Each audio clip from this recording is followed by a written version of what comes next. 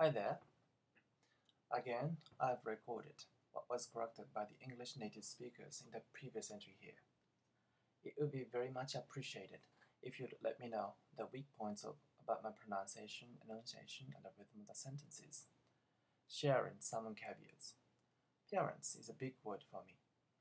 If someone tells me to say something about my parents, I would have to stop and think for a while, but I might end up too overwhelmed because I cannot express my thoughts about them properly. So I'd like to give you some details so that you can figure out for yourself what my parents mean to me after you put all the tiny pieces of information together. My father, who has turned 70, tends to keep everything that he once acquired in his life, while my mother, who is now 65 years old, likes to throw everything away as soon as it just seems worthless to her. For example, my father was searching for an old address book from one of my classes in elementary school and found it in a trash basket. Then he began to criticize my mother for always throwing away the important things he needed, while she retorted with sarcasm that he'd make a mountain of documents on his desk and I never cleaned them up, and that she hated the dust on all the paper trash piled up in the living room. Her favorite phrase was, I want to drop the TV into the Kiso River, while he sat motionless, watching a regular season baseball game of the Giants of Tokyo. My mom is a pharmacist, and she loves the simplicities in life.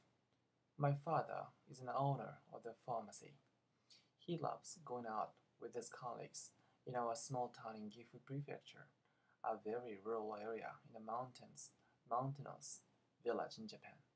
The Kiso River runs through the region. Frankly, it seems that they are not hitting off with each other, and I thought that the marriage would be like that for better or worse. When I became older and I lived alone in Tokyo, I invited them to come so that I could treat them with my humble salary. They were glad to get that kind of offer from their adult son and came to Tokyo. However, they didn't seem like they wanted to tour Tokyo together.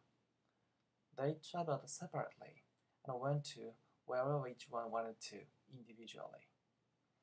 I was a bit worried about their attitudes, still jostling each other over, even if they were in the part of their later lives. They were supposed to help each other, weren't they? Anyway, one afternoon I invited them together to Tsukiji Market, a very famous big market in Tokyo, and I offered them an extra super delicious sushi. They were so delighted to encounter one of the freshest sushi rolls they ever had tasted. Unfortunately, I was sitting on the counter between my parents. I mean, they were still separated from each other, and I had a chat with my father on one side, and then I had a talk with my mom about a totally different topic. At the final stage of the special sushi course, the owner of the sushi bar asked us which sushi we'd like to order once again. It was like a surprise gift from the owner, and he said he'd like to treat us because we came here from such a long distance. I ordered that most expensive fatty tuna again without hesitation.